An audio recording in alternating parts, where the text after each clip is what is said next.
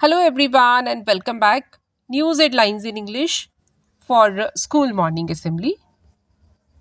First of all, national news. President Draupadi Murmu awarded 50 nurses for outstanding service. Everyone over 70 to be covered under health insurance scheme center. Arvind Kejriwal government to spray biodecomposer for free on 5,000 acres. All-weather roads measuring to 62,500 kilometers will be provided to unconnected habitations. Center OK's construction of 62,500 kilometer roads under PM Gram Sadak Yojana. International news: Carnival cruise ship hit ice in Alaska. Passengers call it a Titanic moment. Kamala Harris beat Donald Trump 63% to 37%. Post debate survey suggested. Want good ties with India but on basis of fairness, equality. Muhammad Yunus.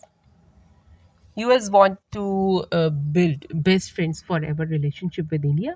Brick Gas City. The world's highest nightclub will be constructed on the 126th floor of Burj Azizi in Dubai. World's second tallest building to feature the highest nightclub. Now some sports news. ICC unveiled tickets for Women's T20 World Cup 2024.